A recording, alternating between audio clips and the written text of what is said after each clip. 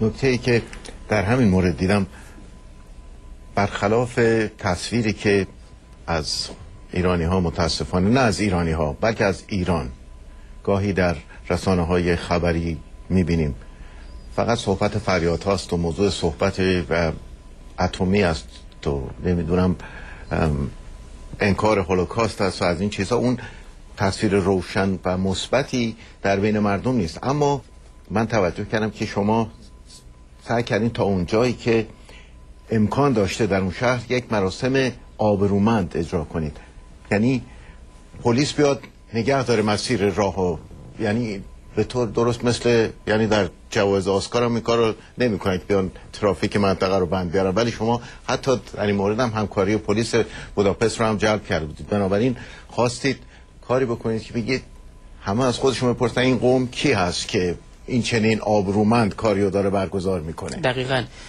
خب اون در اصل اون چیزی است که لایق و شأن ایرانی هاست.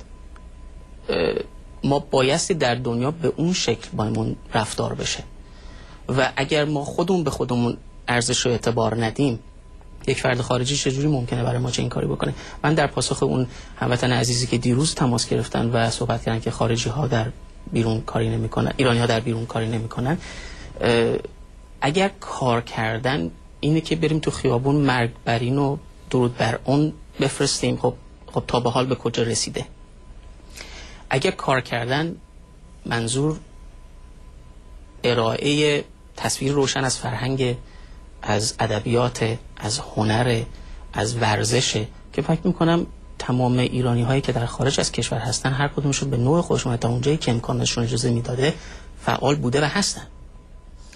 به طور مثال من در رابطه با تشکیلات خودمون خدمتون بگم، ببینید تقریبا چیزی حدود 8 تا 9 سال طول کشید که ما بتونیم سر پامون بیستیم که در سال 2005 اولین دوره جشنواره شیر طلایی رو برگزار بکنیم. یعنی یک فردی که از ایران چه خواسته چه ناخواسته خارج میشه، اول این کاری که میکنه بایستی بتونه بر سر پای خودش بیسته. خب ما درگیر مسائل مهاجرتی هستیم، مسائل شغلی هستیم، هزار و یک مشکلات متفاوت هست که در درون ایران به عنوان یک فرد ایرانی ما هیچ وقت لمسش نمی‌کنیم و نخواهیم کرد، چون اونجا تمام در و دیواراش انگار با آدم صحبت می‌کنه. خب این یه زمانی رو میخواد که مستقر بشید، زندگیتون جا بیفته، بعد شروع کنید که ببینید چه نوع شغلی رو می‌خواید برای خودتون انتخاب بکنید. حالا در رابطه با ما یک کار آموزشی بود که خب ما انستیتوی بین‌المللی مطالعات عالی رو تأسیس کردیم با 5 دیویژن و بعد از این که 6-7 سال از فعالیت این انستیتو گذشت در مجارستان، تونستیم از نظر پشتوانه مالی و از نظر برنامه‌گذاری تونستیم یه چنین چیزی رو در سال 2005 برای اولین بار و در پی اون در دوره دومش در 2006 انجام بدیم. سعی و تلاش من فکر می‌کنم همواره وجود داره. حالا اون چه که ممکنه اختلاف هست بین ما ایرانی هایی که در خارج هستیم و ایرانی هایی که در داخل هستن، چون اونها طبیعتاً سعی تلاش خودشون رو میکنن.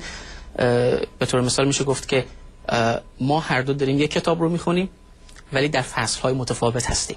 حالا ممکن از نظر زمانی ما کمی جلوتر یا عقب‌تر یا اونها در برخی از موارد جلوتر و یا عقب‌تر هستن.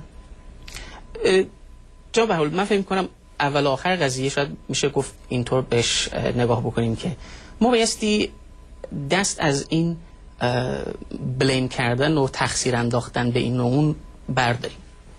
وقتی که من با انگشت اشارم به سوی کسی یا چیزی دستمو دراز میکنم و انگشت اشارم کسی رو نشانه میگیره، باید فراموش نکنم که وقتی یک انگشت داره کسی یا چیزی رو نشانه میگیره و تقصیر رو به گردن اون فرد میذاره، ستای دیگه به سوی من برمیگرده.